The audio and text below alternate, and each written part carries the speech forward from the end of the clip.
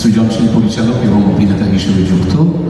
এবং আপনারা সকলেই জানেন, অনেকেই জানেন যে আমরা 2016 সালে, just little correction we can do, 5 March থেকে এই নাটকটা করা শুরু করি। রবীন্দ্র সদনের প্রথম অভিনয় হয়। তারপর থেকে 7 বছর সময় ধরে আমরা এই নাটকটি করে চলেছি কলকাতা শহরের বাইরে। নটধা নাট্য দলের প্রযোজনায়, আপনারা সকলেই জানেন নটধা কলকাতার নয়, হাওড়ার দল এবং অর্ণদার নির্দেশনায়। তো তারপরে আমরা ইতিমধ্যে অনেকবারই কথা বলতে এই কথা উঠে এসেছে, অর্ণদা নিজেও বলবেন যে অথই চলচ্চিত্রটির কিভাবে সম্ভাবনা তৈরি হলো বা সেটা বাস্তবায়িত হলো, সেই কথাটা অর্ণদাই অনেক ভালো বলতে পারবেন। আমি শুধু বলতে পারি যে অভিনেতা হিসেবে এই রোলটা, এই গোগো অনগ্র চ্যাটার্জি, এই রোলটা আমাকে নাট্যমঞ্চে শুধু খ্যাতিই দেয়নি, অভিনেতা হিসেবেও আমার অনেকগুলো দিক খুলে দিয়েছিল, অনেকগুলো চিন্তা, অনেকগুলো স্কিল ক্রাফটের জায়গা খুলে দিয়েছিল। এবং আমি খুব উন্মুখ হয়েছিলাম যখন জেনেছিলাম যে অথই চলচ্চিত্র হচ্ছে ফাইনালি। তখন সিনেমার পর্দায় এই চরিত্রটির আরও নানা ঘাত, আরও অলিগলি, আরও নিখুঁতভাবে ছোটোখাটো কী দিক খুঁজে বের করা যায়, সেই চেষ্টা আমি অবশ্যই করব। কারণ আমার ধারণা আমাদের সকলের মতোই আমার জীবনেও এরকম কোনো সুযোগ আসেনি যেখানে একই চরিত্রকে আমি একবার থিয়েটারের মঞ্চে এবং সিনেমার পর্দায় প্রতিভাত করার সুযোগ পাচ্ছি। আর এই ছবি আপনারা সকলেই জানেন, নতুন করে বলার কিছু নেই। 14ই জুন আসবে, আমাদের টিজার বেরিয়েছে, গান বেরিয়েছে, আজকে আর খানিকক্ষণ পরে এই ট্রেলার বেরোবে। বেশ কিছু মানুষ অপেক্ষা করছেন। আমাদের উদ্দেশ্য থাকবে, এই ছবি বানানোর, যে যারা অথই মঞ্চে দেখেছেন তারা তো অবশ্যই দেখতে চাইবেন যে তাদের এই প্রিয় প্রযোজনা বা তাদের এই আলোচনা করার মতো, চিন্তা করার মতো প্রযোজনা সিনেমার পর্দায় দেখতে কেমন লাগে। এবং তার সঙ্গে নতুন যারা দর্শক, মানে নতুন বলতে চাইছি যারা অথই মঞ্চে দেখেননি, যারা একেবারে প্রথমে সিনেমার পর্দাতেই এই গল্পটিকে দেখবেন, এই চরিত্রগুলিকে দেখবেন, তাদের কাছেও আপনাদের মাধ্যমে আহ্বান জানাবো, 14 তারিখ থেকে আপনারা যদি হলে ভিড় জমান এবং এই ছবি দেখেন, তাহলে আমাদের পরিশ্রম সার্থক হবে, আমাদের সকলের অত্যন্ত আনন্দ হবে এবং আমরা ভবিষ্যতে চেষ্টা করে যাব আরও মানে হৃদয় স্পর্শকারী কাজ আপনাদেরকে দেওয়ার চেষ্টা করব। Thank you very much. আমি একটু কিছু যেতে পারি। সবাইকে প্রথমেই জানাই নমস্কার। এত সুন্দর একটা গরম পড়েছে আজকে, একটা মায়াবী এরকম একটা বিকেলবেলায় আপনারা সবাই যে এসেছেন তার জন্য অশেষ ধন্যবাদ আপনাদের সবাইকে। আর ট্রেলারটা দেখলেন, আমিও প্রথমবারই আজকে দেখলাম। আমি তাই জন্য একটু চুপ করে গেছি ট্রেলারটা দেখে। এরকমভাবে একটা দিন চুপ করে গেছিলাম যখন অথই নাটকটা প্রথম দর্শক আসনে বসে দেখেছিলাম। মনে হয়েছিল এটা কি একটা আশ্চর্য একটা ঘটনা দেখলাম। দুবার দেখেছিলাম আমি নাটকটা। তারপরে পরবর্তীকালে আমি যখন নাটকটা নিজে পার্ট হই তখন আর কিছু ভাবিনি, ভেবেছিলাম যে এই যে একটা ঘটনাটা আমি বসে দেখেছিলাম নিজ থেকে বসে চুপ করে, তার পার্ট আমি হতে পারলাম। তারপরে আবার 2024 এসে এই সিনেমা বড় পর্দায় আসা, সব মিলিয়ে যেন একটা এটার আড়ালে যেন অনেকটা সিনেমা রয়েছে। সেই গল্পটা আমরা এতদিন ধরে প্রমোশন করছি, ইন্টারভিউতে অনেক জায়গাতে আমি এই গল্পটা বলেছি। এখন আর কিছু বলার নেই, ছবিটার অপেক্ষায় 14 তারিখ মুক্তি পাচ্ছে, মানে এখন আপনারা সবাই জানেন। আর এখন খুব ইম্পর্টেন্ট একটা পার্ট সোশ্যাল মিডিয়া, মানুষ মুখে মুখে সব জায়গায় ছড়িয়ে যায় কথা। যদি ভালো লাগে, যদি আপনাদের মনে হয় কাউকে জানাবেন, তাহলে অবশ্যই জানিয়ে বলবেন যে ছবিটা দেখার জন্য। এইটুকুই। আমার একটা প্রশ্ন আছে, সেটা হচ্ছে যে এত বছর ধরে নাট্য মঞ্চে আপনারা যে চরিত্র পাঠ করেছেন, সেই মাইন্ডসেটটা থেকে কোথাও একটা বেরিয়ে এসে ফিল্মের ক্যারেক্টার্স হয়ে ওঠা, সেটা কতটা ডিফিকাল্ট ছিল বা ইজি ছিল আপনাদের? কারণ ইউজুয়ালি তো আপনার স্টেজে যেটা করে এসেছেন সেটার থেকে হয়তো এইটার ফর্মটা একটু হলেও আলাদা, তো সেইটা কীভাবে আপনারা করলেন? The question is for all three of you. হ্যাঁ, না, চরিত্রগুলোর সোল বা আত্মা এগুলো একই, মানে এটা কখনোই বদলে যায়নি। ছবিতে এসে সেটা একই আছে, কিন্তু যেটা বদলেছে এটা 7-8 বছরের আগে করা একটা নাটক, তার মধ্যে আমাদের 30-এর আগে। তারপর আমরা বড় হয়েছি, সময়টা আরও ধূসর সময়ের দিকে এগিয়েছে, পৃথিবী আরও খারাপ হয়েছে এবং আমরাও হয়তো আরেকটু খারাপ হয়েছি। ফলে সেই ভিতরের এই জৈবিক পরিবর্তন, সেটা কোথাও অভিনয়ের মধ্যে এবং কখনো কখনো যে সংলাপটা আমরা টিজারে রেখেছি সেটা আমাদের নাটকে ছিল না। এরকম কিছু অর্গ্যানিক্যালি কিছু বদল ঘটেছে, কিন্তু মূল যে স্ট্রাকচার, যে চেহারা, নাটকের আত্মা এবং চরিত্রের আত্মা দুটো ইনট্যাক্ট, অক্ষতই আছে, আমি এটাই বলবো। আমি বলবো যে আমার এতদিনের কাজের অভিজ্ঞতা, আমি যখন এই নাটকটার সিনেমাটা করার প্রস্তাব পাই, ডেফিনেটলি এটা যখন মানে আমি খুব বেশি দিন, ওরা যেভাবে নাটকটা দীর্ঘদিন ধরে করছে 7-8 বছর ধরে, আমি এত বছর ধরে করার সুযোগ পাইনি। আমি 5-6টাই শো করেছি এবং তার জন্য কিছুদিন রিহার্সাল, কিন্তু তার মধ্যে একটা চরিত্রের যে কাঠামো সেটা আমার একটা তৈরি হয়েছিল। কিন্তু আমি যখন ছবিটা করতে এসেছিলাম, আমি একটা ছবি করতেই এসেছি আর কি, আমি আলাদা করে নাটকের ব্যাগেজ নিয়ে আমি আসিনি।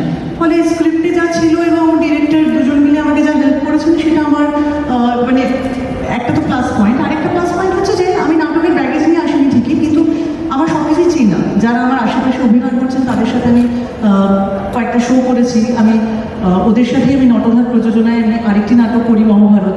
তো এই মানুষগুলোর সাথে আমার একটা খুব আত্মার যোগাযোগ আছে, শুধুমাত্র আমার ওরা কয়েকটা নয়, আবার খুব বড় বন্ধু না হলেও একটা বন্ধুস্থানীয় একটা ইয়ার্কির সম্পর্ক।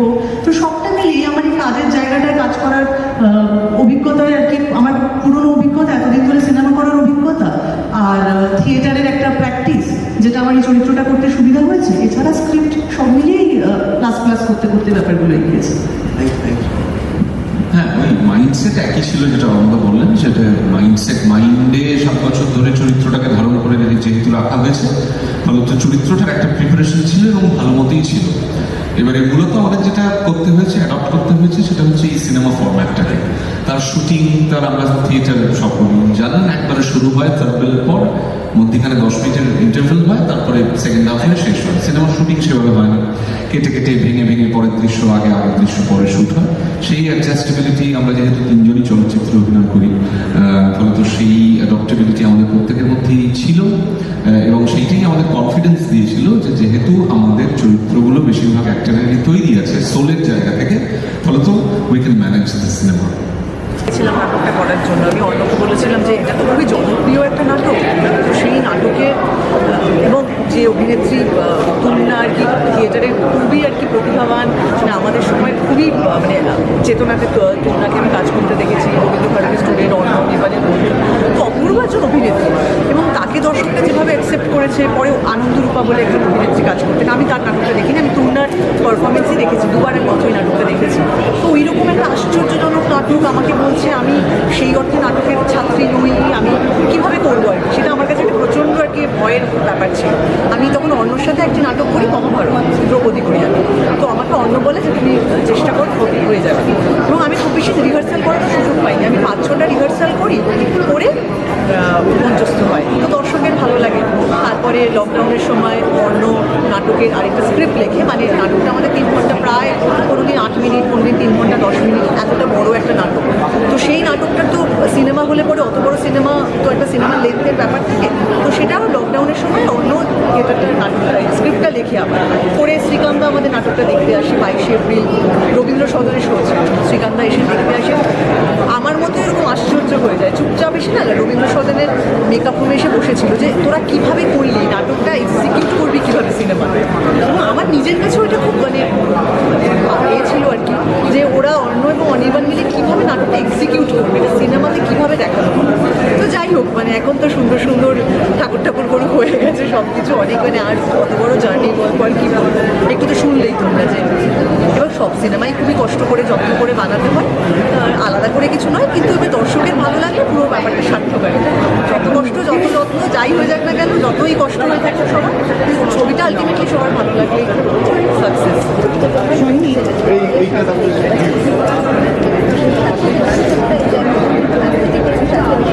হ্যাঁ, আমাকে দেখো, আমি এমনিতেও বেশি তো নিজেও মানে শাড়িতে মানে আমার শাড়ি বেশি শাড়িতেই আমি সব থেকে বেশি কমফোর্টেবল। আর আমাকে যখন স্ক্রিপ্ট শুনি আর কি, আমাদের নাটকে, তোমরা যদি কেউ নাটকটা দেখোনি বোধ হয়, নাটকটা যদি দেখে থাকো, নাটকে তো খুব বেশি মানে সাজগোজ চেঞ্জ করার সময় থাকে না, তো ওখানে আমি বারবার র্যাপ অ্যারাউন্ড করি, আর ওপরে একটা কুর্তা, ছোট্ট শর্ট কুর্তা পরি, তো সেগুলো চেঞ্জ করতে থাকি আলাদা করে, ওখানে কোনো বিয়ের লুক হয় না, কিন্তু সিনেমার জন্য তো একটা আলাদা করে লুক হওয়ারই ছিল, কিন্তু এমনও একটা লুক দরকার ছিল যেখানে তোমার, যেহেতু এই মেয়েটি শহর থেকে গ্রামে গেছে, ফলে আলাদা করে তার খুব সাজ পোশাক সে করবে না, কারণ সে কিছু ক্যারি করে, তো সেই জন্য খুব সিম্পলের মধ্যে রাখার কথা হয়েছিল। এবং যে সময় আমরা শ্যুট করেছি তখন জুঁই ফুল, বেল ফুলের সময় সময় না। স্ক্রিপ্টে লেখা ছিল মাথায় বেলফুল লাগানো থাকে, তো ডিসেম্বর মাসে আর কোথায় বেলফুল, তাই জন্য ওটা টগর ফুল। আর বাঁকুড়ার মতো মানে কোথাও বেলফুল জুঁই ফুলের মতো এখানে হলে তাও পাওয়া যেত, কলকাতা হলে তো টগর ফুল এনে মাথায় লাগানো হয়েছিল। তো আমার খুবই পছন্দের ওটা একটা সাজ। তুমি বলেছিলে যে রেজ ফলো করবে, নিজের বিয়েতে এটা একটা খুবই ব্যক্তিগত কথা, মানে ব্যক্তিগত কথা না আমার সবার সামনে বলতে ভালো লাগে না। ব্যক্তিগত কথা ব্যক্তিগতই থাকুক, না শুধু সাজ না, যেটাই থাকুক সেটা যদি হয় কখনো তাহলে তো সবাই দেখতে পাবে, সবাই ওটা লুকিয়ে চুরিয়ে কেউ বিয়ে এমন কোথাও হয়েছে বিয়ে আমি লুকিয়ে করি, নয় বিয়ে তো সবাই জানিয়েই করে, তো আমিও হয়তো জানিয়েই করবো, কিন্তু সেইটা কথা বলার মানে একটুখানি আমি স্বচ্ছন্দ বোধ করছি। এটা নিয়ে কথা বলবো। দর্শকদের কি বলবো? দর্শকদের বলবো 14ই যে হলে এসে ছবিটা দেখো সবাই। আমার খুবই পছন্দের অভিনেতা, বন্ধু, ডিরেক্টর অর্ণব অনির্বাণ দুজনে মিলে কাজটা করেছে। আমার যারা এখানে অনেকে এমন কাজ করেছেন যারা প্রথমবার ক্যামেরার সামনে এসে দাঁড়িয়েছে, তো এরকমও প্রচুর অভিনেতারা রয়েছে, কিন্তু তারা যে কী ব্রিলিয়ান্ট সব পারফর্মার তাদেরকে দেখলে বোঝা যায়। হয়তো ইন্ডাস্ট্রি অনেকগুলো ভালো অ্যাক্টর পেলো আবার, সব মঞ্চের অভিনেতা যারা সবাই নতুন হাতেই যারাই চরিত্র করে অভিনয় করে। অভিনয়ের জার্নিটা তো অতি দীর্ঘ, 2015 সাল থেকে 2023 সাল পর্যন্ত, এবং তার মূল কাণ্ডারি হচ্ছে এবং নটক, যেরকম বললাম। তারপরে তার অনেকগুলো বছর পর, মানে অনেকটা সময় পর অন্যদা যখন অথবা চিত্রনাট্য নিয়ে আসে পরে, তখন আমার শুনে মনে হয় যে এটা ডেফিনেটলি চলচ্চিত্র হওয়া উচিত। তারপরে জার্নিটা বলা যেতে পারে যে তুলনামূলকভাবে ছোট, 1 বছরের জার্নি। আমরা গত বছর এপ্রিল মাসে SDF এর অফিসে আমাদের সকলের গার্জেন মেন্টার, আমাদের প্রডিউসার শ্রীকান্ত বন্ধুর সামনে চিত্রনাট্য করি এবং জুনে ছবি রিলিজ হতে যাচ্ছে। কিন্তু অথই তারপরে দর্শক যতদিন ধরে ছবিটা দেখবেন, ভালোবাসবেন, ছবিটা রয়ে যাবে, সেই জার্নিটা অন্যরকম। কিন্তু এখনো পর্যন্ত সিনেমার জার্নিটা থেকে থিয়েটারের জার্নিটা অনেক বেশি দীর্ঘ, অনেক বেশি স্মৃতি নিয়ে দুটো জার্নির মধ্যে বা দুটো কাজের মধ্যে তুমি নাচে মঞ্চে অভিনয় করেছো এবং বড় পর্দাতে, ডিফারেন্স কমপ্লিটলি আলাদা। Theatre in process as a processing আমাদের একটা 3 থেকে 5 মাসের রিহার্সাল হয়েছিল। থিয়েটারের শো মানে প্রত্যেক দিন জিনিসটাকে স্ক্র্যাচ থেকে শুরু করা। থিয়েটার মানে অ্যাটাক একবারে শুরু হলো, শেষ হয়ে গেল। আর সিনেমার তো পুরো জিনিসটাই বাড়িতে বসে তার পেপার ওয়ার্ক করা, ম্যাপিং করা, সব ডিভিশন করা, তারপর শুটিং করা, তারপর পোস্ট প্রোডাকশন, তারপর রিলিজ। কমপ্লিটলি ডিফারেন্ট প্রসেস হিসেবেই দুটো আর্ট ফর্ম কমপ্লিটলি ডিফারেন্ট। যারা করে দেখে, যারা সিনেমাটাই দেখবে, তাদের জন্য চরিত্রটা যদি তোমার চরিত্র, তারা ছবি দেখতে এলেই তো বুঝে যাবেন চরিত্র। আর চরিত্রের কথা অভিনয় করে বলা আর এমনি মাইকের সামনে বলে দেওয়া কি ভালো হবে? তো কষ্ট করে আমরা অভিনয় করি, দেখবে তো দেখা যাক, ভালো লাগবে যদি দেখেন।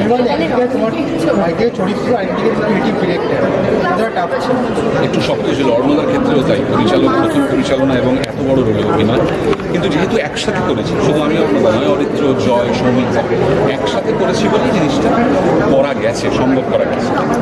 সব মিলিয়ে দর্শকদের কি বলবো? দর্শকদের সকলকে অনুরোধ করবো, আপনারা আসুন। 14ই জুন থেকে আমাদের ছবি বড় পর্দায় যাচ্ছে। আপনাদের যদি এই ছবি ছুঁতে পারে, আপনাদের যদি এই ছবি কোথাও স্পর্শ করতে পারে, যদি এই ছবিটা খানিকক্ষণ আপনাদের ভেতরে থাকতে পারে, তাহলে আমাদের পরিশ্রম করতে হবে। সোশ্যাল মিডিয়ায় বিপদ বিকল্প হওয়ার পর শোনা যাচ্ছে যে অনেক সেক্ষেত্রে মানে থিয়েটারের বা কাজের মধ্যে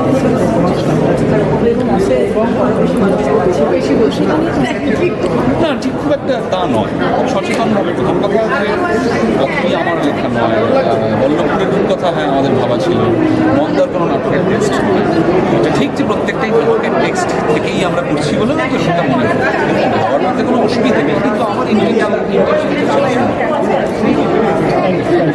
আরেকটা অন্য প্রশ্ন যে বাঙালি মাতৃত্ব ফুটবল প্লেট আজকে শুনেছে কতটা ডিফারেন্স ছিল তোমার কাছে?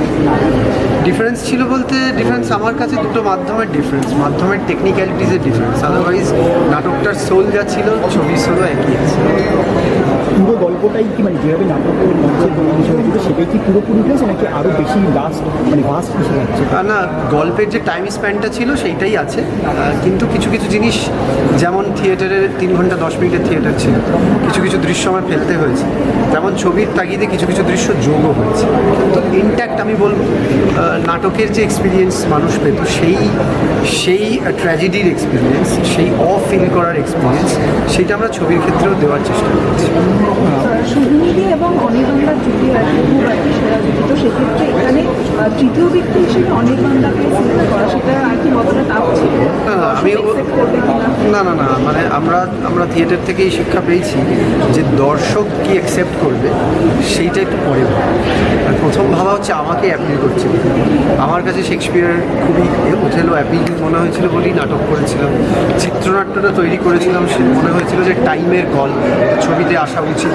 এবার সেক্ষেত্রে অনির্বাণের একটা বড় ভূমিকা আছে, ও জোর জুগিয়েছে, বলেছিল যে হ্যাঁ এটা করা যেতে পারে। সেক্ষেত্রে কে কার জুটি, কে তৃতীয় ব্যক্তি, দর্শক কি অ্যাকসেপ্ট করবে, এগুলো আমার কাছে খুব একটা ম্যাটার করে। এখানেও একজন একটা ডিরেক্টর, ওখানেও একজন একটা ডিরেক্টর, সেটের পরিবেশটা কীরকম থাকতো? সেটের পরিবেশ খুবই গম্ভীর ছিল, মানে এত কম সময়ে এত বেশি মেটেরিয়াল আমাদের শ্যুট করতে হচ্ছে, মানে সেটা ইউ হ্যাভ টু অ্যাকসেপ্ট। যদি বাংলা ছবিতে পরিচালনা করতে হয়, অভিনয় করতে হয়, অন্যান্য কাজ করতে হয়, তোমাকে অ্যাকসেপ্ট করতে হবে আমাদের ইনফ্রাস্ট্রাকচার, সেইটা আমরা জানতাম।